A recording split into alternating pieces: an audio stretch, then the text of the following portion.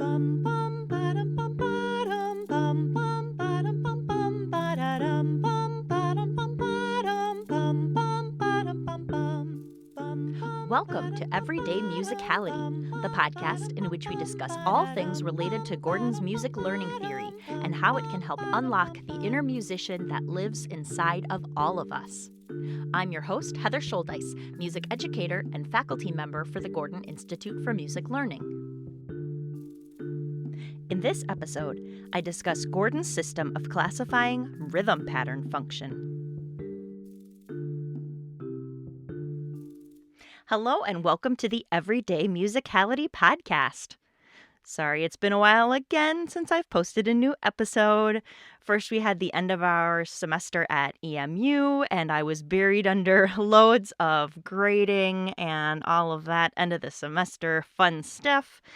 And then last week, I spent every weekday collecting data for a new research study. My friend and colleague, Amy Serziga, and I are doing a research study on the effects of tonal context on children's singing accuracy. So we were busy collecting data for that study all last week. I'm sure I'll tell you all about it on a future episode. But while it's on my mind, I want to say thank you to sponsor GIML, the Gordon Institute for Music Learning, because they are supporting that research study. I had applied for a grant from the Edwin E. Gordon Research Fund that GIML runs, and Amy and I were awarded that grant for this project. We were actually supposed to collect data for this research project in the spring of 2020. And we all know how that ended. So we are finally now doing this study of the effects of tonal context on children's singing accuracy. And we're very thankful to GIML for their support in making that research happen. In today's episode, I'm going to continue the mini-series of episodes on the verbal association skill level by discussing Gordon's system of classifying rhythm pattern function. And I hope there will be something for everyone in this episode, whether you're an MLT newbie or a veteran. First, I'll give an overview of rhythm pattern function classifications, which should be informative to folks who aren't already familiar with that terminology. Then I'm going to talk about the value of teaching rhythm pattern function to your students. I know a lot of seasoned MLT teachers who know about rhythm pattern function, and they use Gordon's system to inform the pattern vocabulary that they teach to their students, but they don't teach rhythm pattern function to their students. Oftentimes, this is because it can be challenging to teach rhythm pattern function to students and get them to understand it. But I think that when we see the value it has for students later on down the line, especially in terms of improvisation and notation reading and writing, teaching our students rhythm pattern function can really pay dividends. So even if you're an MLT veteran, I hope you'll keep listening to this episode because you might find something that sparks a new thought for your teaching practice.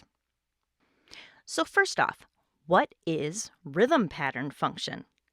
Well, we're all familiar with the tonal equivalent, which is harmonic function. In MLT, we teach students to label functions of familiar tonal patterns like tonic or dominant at the verbal association skill level. In the previous episode, I talked about specific tonal skills taught and learned at the verbal association level. I'll link to that in the show notes in case you'd like to go back and listen. Once we teach students to recognize and label harmonic functions at the verbal association level, we can then use that terminology as a tool at later levels of the skill learning sequence. For example, we might use harmonic function as a restriction at the creativity improvisation skill level by asking students to improvise major tonic or dominant patterns. Or, at the symbolic association level, we might label the function of tonal patterns that we're reading or writing. So teaching our students to recognize and audiate harmonic functions has lots of value. Gordon also came up with a system for classifying rhythm pattern function. This involves categorizing rhythm patterns according to how they are audiated. I want to stress right away that this is not about rhythmic note values. It's not a hierarchy of quarter notes, dotted notes, that kind of thing. In fact, each of the rhythm pattern functions I'm going to be talking about can be notated in lots of different ways. I'll talk about that as we go, but I just wanted to make sure that we're not thinking about rhythm pattern function in terms of any specific note values, because rhythm pattern function is about how rhythms are audiated.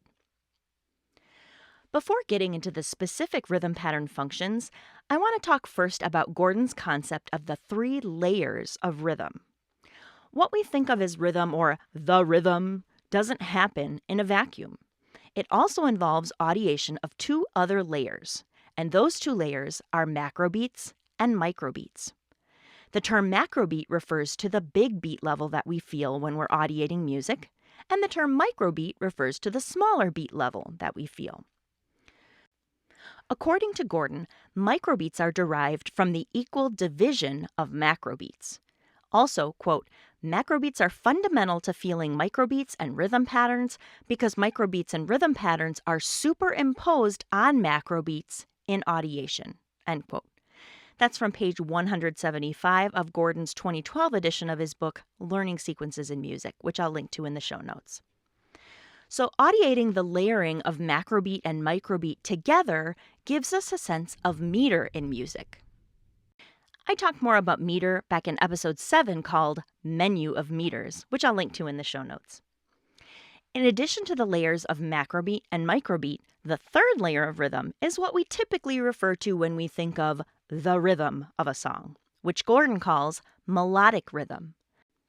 The term melodic rhythm doesn't just refer to the rhythm of the melody in a piece of music, but to the rhythms of any part that you might be playing or singing.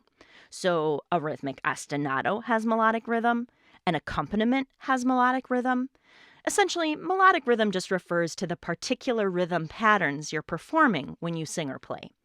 For example, Mary had a little lamb, little lamb, little lamb. The melodic rhythm would be ba ba ba ba ba ba ba ba ba ba ba ba ba. So these are the 3 layers of rhythm: macrobeats, microbeats, and melodic rhythm, which is made up of rhythm patterns. To perform with a good sense of rhythm, we need to be audiating all 3 layers simultaneously. So now let's dig into the rhythm pattern functions that make up melodic rhythm. This classification of rhythm pattern functions, again, is based on how rhythm is audiated, not on how rhythm might be notated. There's a great page about rhythm available on the GIML website that says, quote, in music learning theory, rhythm functions are systematically categorized and sequenced. Whereas traditional music teaching practices often sequence rhythm instruction according to the logic of notation, in music learning theory, sequence of rhythm functions is determined by audiational difficulty. Traditional instrumental instruction, for example, often begins with whole notes, the assumption being that longer notes are easier to understand and perform. Research, however, indicates that whole notes are difficult to audiate and therefore inappropriate for beginning instruction in rhythm. I'll link to that page in the show notes in case you'd like to read more. But this is just highlighting that what seems easy or difficult based on notation is based on what we see in the ink on the page, right? And what we perceive as easy or difficult in audiation may sometimes be very different. So actually, even though a whole note seems easy on the page traditionally because it's just the one note value, it's actually difficult to audiate because you've got that big stretch, that big elongation during which you should still be audiating the underlying macrobeats and microbeats. So that's what happens when beginning instrumental students don't hold that whole note for the full value. It's because it's difficult to audiate because they have to be internalizing the meter, the macrobeat and microbeat layering underneath that whole note. So let's get into rhythm pattern functions. The most basic rhythm pattern function is called a macrobeat-microbeat pattern. That's written out as macrobeat/microbeat pattern. This is just what it sounds like. It's a pattern made up of only macrobeats or microbeats. This could be all macrobeats, all microbeats, or a combination of the two. Let's try some examples by moving our bodies and chanting some macrobeat-microbeat patterns in duple meter. By the way, we are getting some pretty loud thunder here, so I apologize if you hear that in the background. Let's sway our bodies to the macrobeats. Do, do, do, do, and pat the microbeats with our hands. Do-day, do-day, do-day, do-day. Keep moving and repeat after me. Do-day, do-day, do. Do-day, do-day, do. Do, do, do, do. Do-day, do-day, do-day, do-day.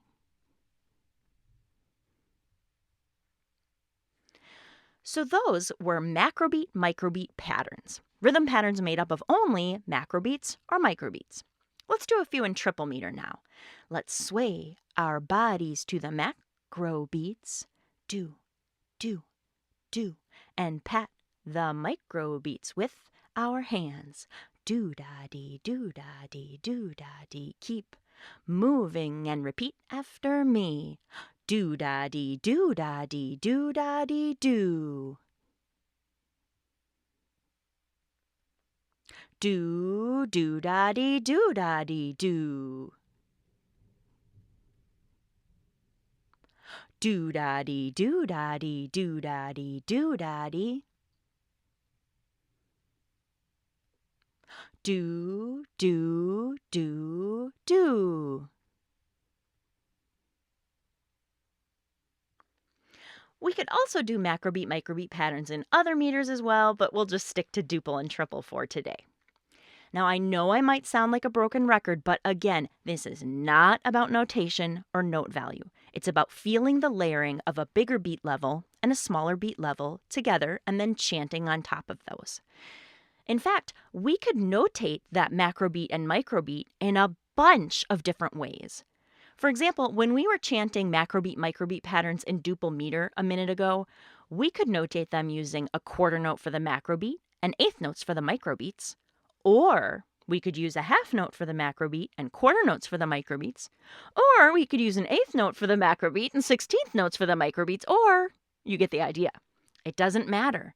As Dr. Gordon used to say, notation is arbitrary. We can represent the same rhythm sounds with many different symbols in notation.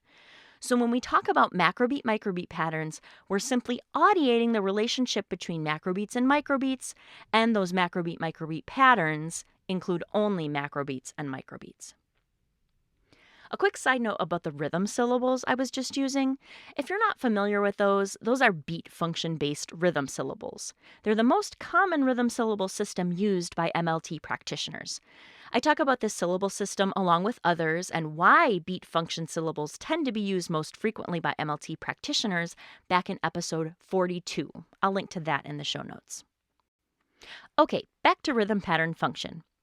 After macrobeat, microbeat patterns is division patterns. A division pattern involves dividing a microbeat. So for chanting macrobeats, do, do, do, do, and microbeats, do-day, do-day, do-day. Then we add divisions, do-ta-data, do-ta-data, do-ta-data, do-ta-data. So the tas that I'm adding in between the microbeats are called divisions. We're dividing the microbeats into a smaller level. If a rhythm pattern is made up of macrobeats or microbeats and one or more tas, it's a division pattern. Let's try a few in duple meter. Let's sway our bodies to the macrobeat again. Do, do, and pat the microbeats. Do-day, do-day, repeat after me. Do-ta-data, do-day, do-ta-data, do. Do, do-day, do-ta-data, do. Do-ta-day, do, do-ta-data. Do-data, do-data, do-day, do. Those were division patterns in duple meter. Let's try a few in triple. Let's sway our bodies to the macrobeats. Do, do, and pat the microbeats. Do-da-dee, do-da-dee, repeat after me. Do-ta-da-ta-dee-ta, do, do-ta-da-ta-dee-ta, do-da-dee. Do-da-dee, do-da-dee, do-ta-da-ta-dee-ta, do-da-dee. Do-ta-da-dee-doo, do-ta-da-dee-doo-da-dee.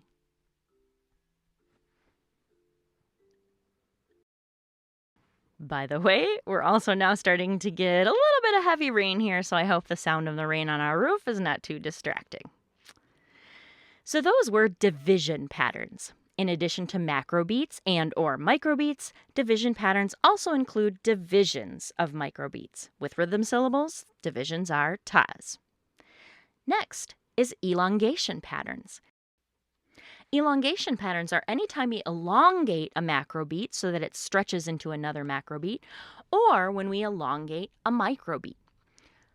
Let's move and try some in duple meter, swaying to the macrobeat, do, do, and patting the microbeat, do, day, repeat after me, do, day, do, day.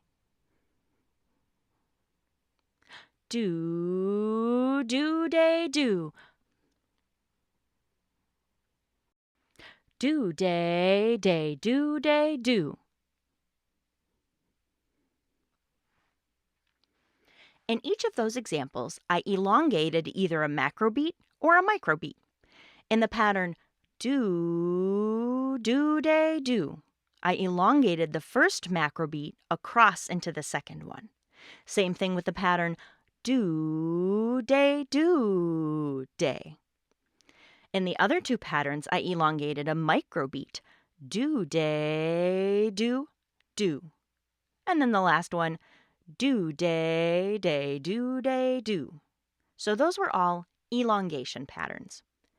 Then we can combine divisions and elongations. These are, wait for it, division elongation patterns. That's written out as division/elongation patterns. Division elongation patterns simply include one or more divisions and one or more elongations. Let's try some in triple meter this time.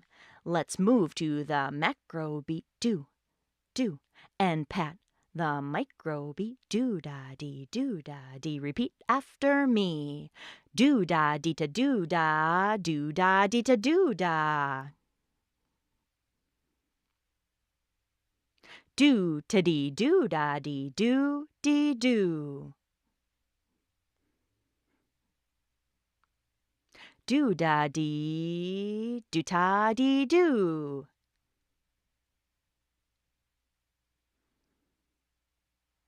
In the first pattern, I elongated a microbeat.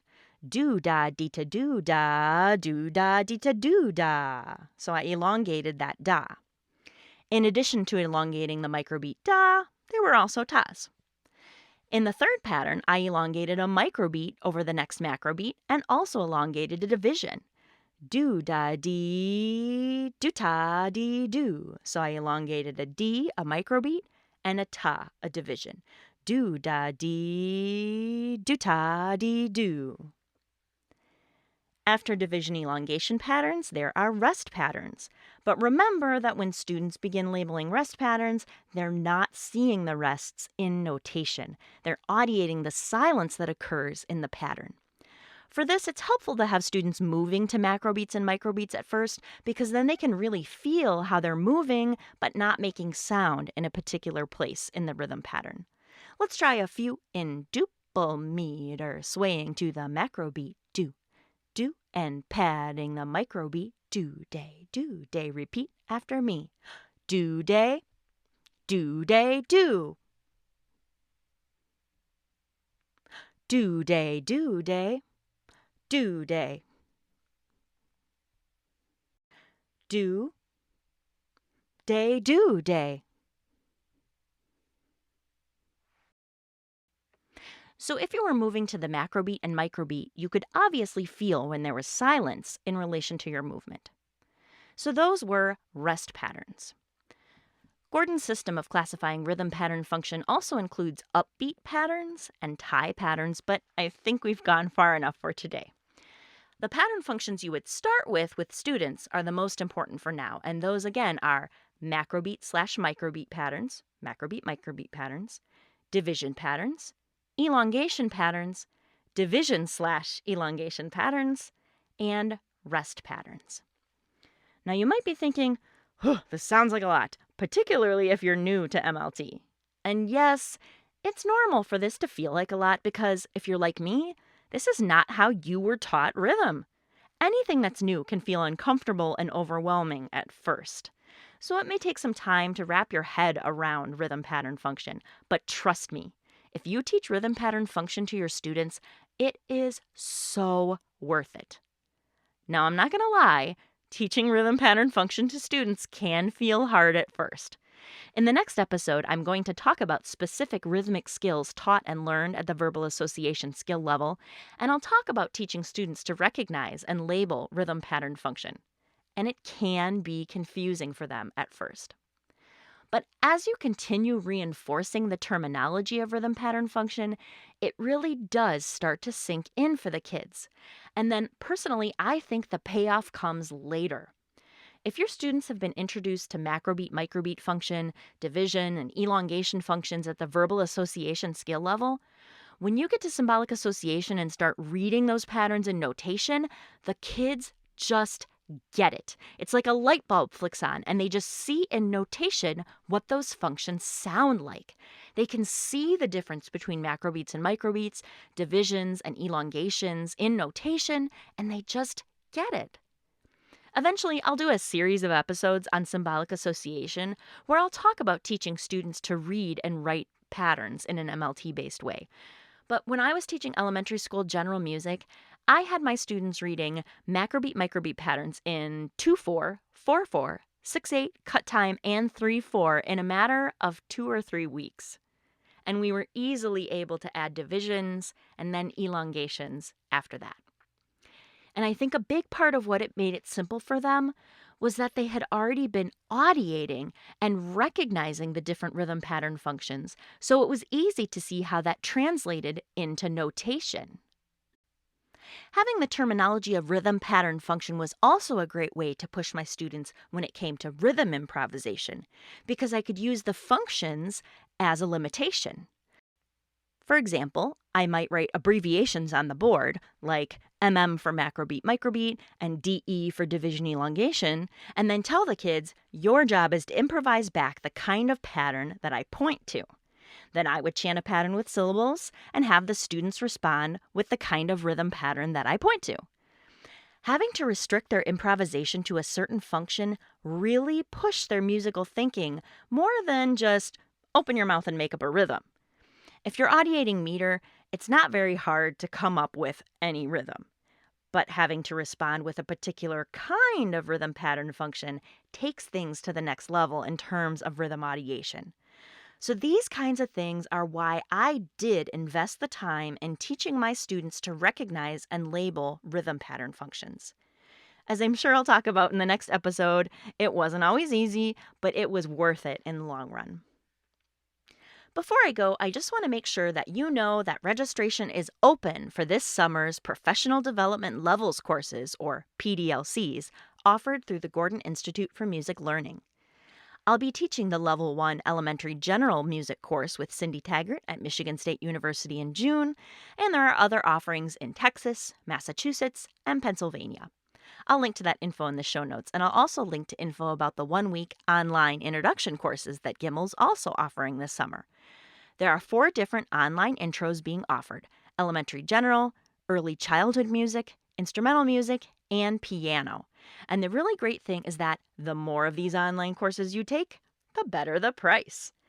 And the registration cost for any of the online intro courses or for the 2-week PDLCs also includes a complimentary 1-year membership to GIML.